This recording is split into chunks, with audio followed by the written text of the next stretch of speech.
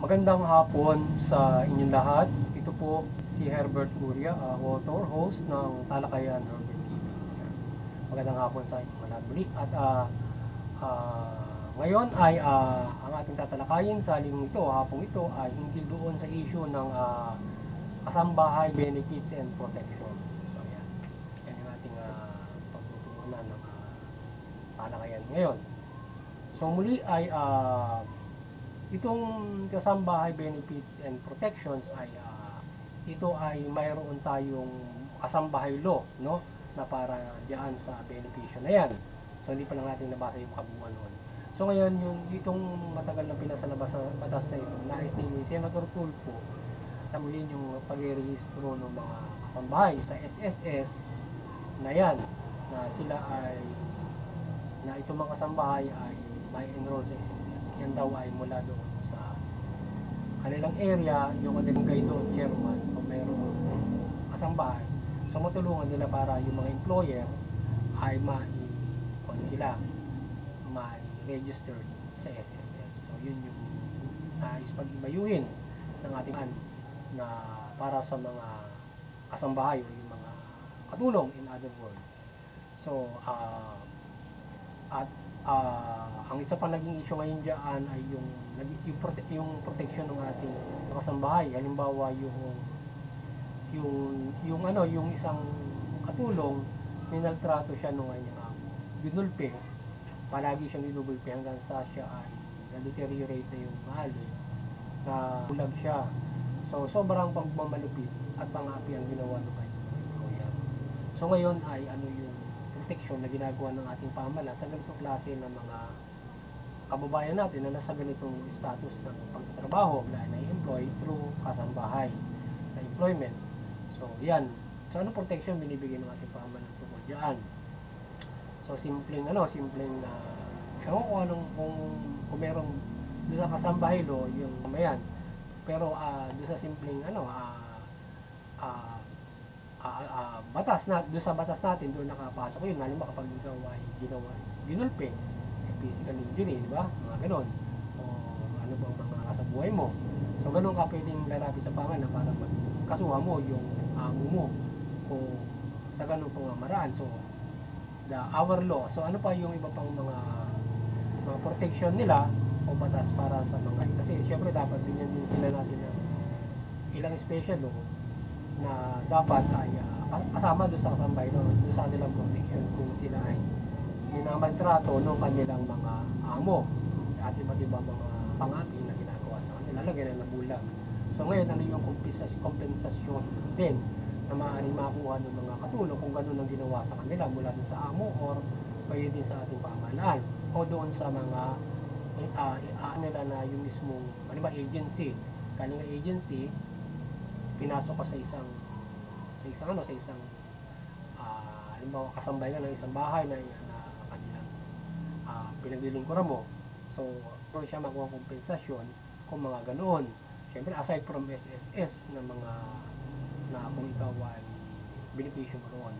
So dapat may protection din sila doon sa mga tao na mga doon ay namaltrato o nagawa ng hindi mabuti. At in the same time, may protection din siyempre yung mga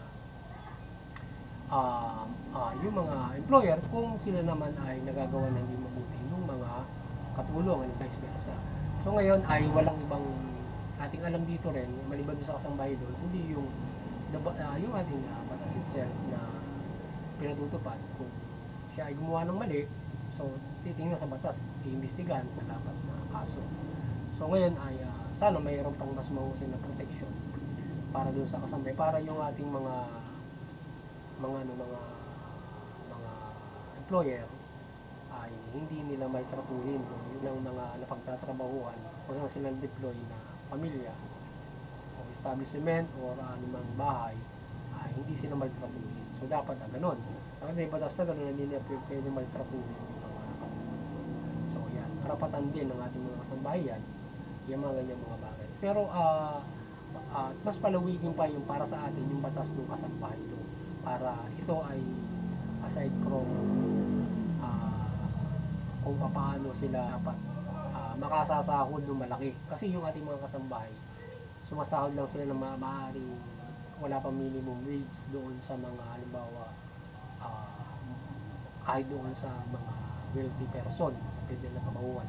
Ewan ko nga na pagkakaalam ko wala pang minimum wage, mababa pa ron. So siguro, sana dumating yung panahon na, na itong ating mga kasambahay ay makasahod ng minimum wage. Yan, para sila ay, sila ay makapumuhay ng maayos, mayroon sila maibigay dun sa pamilya. Yan, at maaari rin na sila ay makapag, kung sila ay halimbawa 18, kung pwede sila mag-aral ng kolehiyo o high school kung halimbawa nagtigil sa pagkakasambay. At ang kasambay syempre dapat 18 and above, hindi pwede yung bata kasi syempre child labor yon kung 18 and below. So 18 and above, ganun magbawa yung kasambay, at dapat pwede sila mag-demand na pwede sila makapag-aral sa gabi halimbawa, para sila ay may kinabukasan doon sa kanilang pagtatrabaho. At least makapagtrabaho sila ng mga 5 taon, nakaral sila, kung makagraduate sila, ayun, naland nila sa ibang trabaho. At yung iba pang pagpapalawak ng kasambahay law, halimbawa may part-time, yan, or iba pang pag-iibayo sa ating bansa kung paano mag-employ ng mga ganyan para sila ay mayroong sapat na kinikita. Kagaya halimbawa sa abroad, kumikita sila ng malaki. Bakit? Kasi yung maliban doon sa mayayaman doon, mataas kasi yung isahod nila ron sa abroad. Kaya kahit pangkaraniwan yata mga men, hindi kumuha ng katulong. Kasi kung sumusweldo ka ng 50,000 doon, kayang kumuha ng katulong 5,000 o 10,000 halimbawa. Or halimbawa, aba pala, hindi lang 50,000, mga daang libo siguro ang kumikita ng standard salary ng iba. O yung kumikita ng sobra pa sa daang libo, kaya nang kumuha ng 10,000 hanggang 15,000 kasambahay ang babayaran nila. Kaya lang, bagti ka sa trabaho, maraming trabaho sa abroad. Yung ating mga domestic worker doon sa abroad, mataas yung sweldo nila roon, nakapag-iipon sila para doon sa kanilang pamilya, sa pag-aaral nila. Yung may magagastos ka kahit sa privado, kahit sa public school, in college o university, kapag may allowance sila doon sa kanilang pag-aaral, aside from maging working student ka. So ngayon ay sana yun ay talagang napag-ibayo ng ating pamahalaan, mapalawak yung ayun nung nag-inimbestigahan na katulong na nagatrato, mapag-ibayo nila yung protection ng mga tulong, aside from yung ganon, ano ba, yung ating Senado action, at yung na ano ba, lokal na pulisya, yan, kung paano na yung mga sitwasyon. Dapat meron ding parang ano ba, mga child death, mga gano'n, mga sektor na gano'n, na mga katulong na sila ay mayroong ganong klase ng protection. Yan. Diba, kasambayan ito, at ano pa yung nakabalog na protection.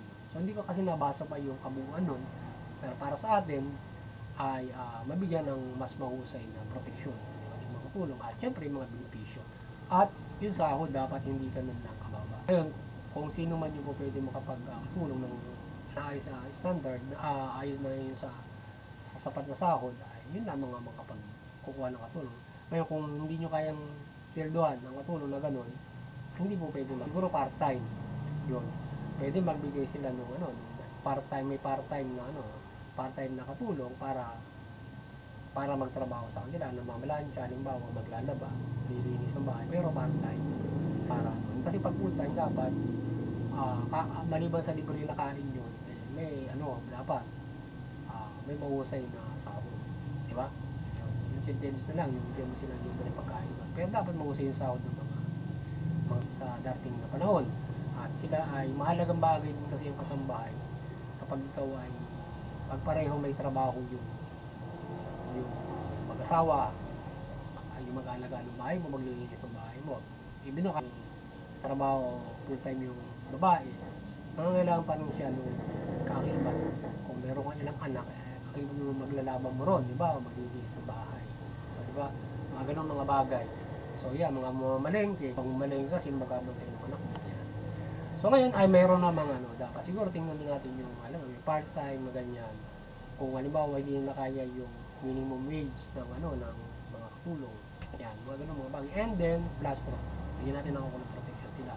Sapagkat mahalaga din na tayo ay merong assistance mo sa bahay, pero dapat sila rin ay merong nakakawala protection. Lalo nakakaranas ka ng gano'n, nagugulpihin ka ng mga aba, mabigat yun, nag-aaway kayo, na disgrasya ka, diba? Gano'n, nabulag. Dapat siguro sa batas, maa-actionan, diba? At merong kompensasyon na makukuha sila para sa kanila pangumuwi. Lalo na, na-disable ka, wala ka ng saan ka nalilipan ng trabaho, hindi ka na makapagtatrabaho, ikaw ay nagkaganon, ay dapat may panghabang buhay ka ng at least lifetime na subsidy para mabuhay ka kasi kung ganun ang ginawa sa'yo baka kawawa ka, saan ka kakapit ngayon? Kahit katulong ka na nga lang, hindi rin, wala kang mahalapitan na iba pa, maging cargo ka ngayon ng pamilya mo. Kaya instead na kumikita ng maliit na katulong mo, ay yun ang nagka-problema ka pa. Kaya sana yung ating mga kababayan kung palupit sa mga katulong. Ngayon kung kayo may problema sa buhay nyo, huwag yung pagdugtanan yung mga katulong nyo na kung mabigat, yun huwag namang saktan anumang uri ng mga pangmamaltrato. So mayroong bagay na dapat na pag-uusap at natuturuan sila para gumawa ng gusto. Ngayon kung gaano sa agency yan, siyempre kung sila yung nagkamali dapat. Kung yung kaya nyo patawarin nyo, diba? Kasi kung nakasira sila ng isang bagay, hindi mo na kayang bayaran yun, lalo na magkano na sweldo nila. Ngayon kung nakasira sila ng isang equipment mo, yun ang problema. Kaya dapat sila ay gabayan at turuang mabuti, lalo na yung mayayaman, kung paano nila gagawin yung mga mga pagtatrabaho para hindi sila nabubulit yaso. Kasi parang istorya ng unang panahon na nababaon ka na doon sa mga amo mo, diba? Pagka ikaw ay nakasira ng mga bagay, diba? Mga ganun mga problema. So sana sila ay mabigyan ng kaukulang pagpapahalaga hinggil doon sa kanilang kalagayan na gano'n, yung mga nagiging gano'n ang kanilang yung gano'n ang trabaho, employed sila sa gano'ng klase ng mga yung baga mas industriya ng katulong, ang katulong mga assistant, bibigyan natin sila ng makaukulang para din sa pangkaraniwang empleyado na sila ay mayroon ding dignidad doon sa kanilang trabaho na yun. Pwede naman kasi kung tayo magiging maunlad, parang isang maunlad na bansa, pwede yung pangakatulong kasi through agency, hindi full time, part time, ganun, na kung paano ka siservisyo doon sa isang amo. Halimbawa, hindi ka full time, part time, pupunta ka doon, papasok ka ng 8 o'clock in the morning, naglinis ka, maglalaba ka na, lalabas ka ng 5 o'clock in the afternoon, mga tipong ganun, di ba? O, may mga ganun mga bagay, ba? O, at aside from doon ka maninirahan. So yun, magandang hapon sa inyo na. Sana ito ay matalakay ng ating mga kababayan dito sa sektor, lalo na sa mga eskwelahan, kung paano natin kung paano itong ganitong industriya na may dapat na mayroong katulong sa bahay. Sa tingin ko, mahalagang bagay yan, pero hindi dapat yan ay maging isang mahusay na sektor o industriya, hindi katulong, kasi may dignidad ang tao. So hindi dapat yung mga katulad ng unang panahon ay naging pedal pa rin tayo dun sa mga katulong, ano, parang alipin. So ay isang trabaho na kanilang tinatrabaho yan. Bigyan natin sila ng mahusay na itong industriya, ito kung paano ito matatrabaho na maayos sa ating lipunan at maging sa buong mundo. Kasi isa rin siyang kung ba, para kang empleyado isang fast food. Ikaw ay crew ng isang fast food. Sabi mo, pag crew ka, paglilinis ka ng store, yan, iligpitan mo ang mga lahat doon. Kasi crew ka ron Parang ganun din sa mga kasambahay. Kaya lang, syempre, mas mahusay din na dapat ganun din. Hindi basta-basta pwedeng mag-employ katulong kung hindi kaya ibigay yung mga dapat na benepisyo, sahod. Siyempre may protection sila. So yun, maganda nga lahat at God bless you. Muli sana tayo ay nakapagtalakay sa linggo ito kung hinggil din sa issue ng kasambahay, benefits and protection. So pag-ibayuhin ito ang pagtatalakay ng ating lipunan Pilipino, hinggil na ito ay mahuhuli sa Senado ngayon na iniimbestigahan yung pagmaltrato ng isang kapuso. So nakakaawa yung kalagayan ng industriyang ito na ito ay may ganito. Dapat ito panibayuhin talaga. Parang isang working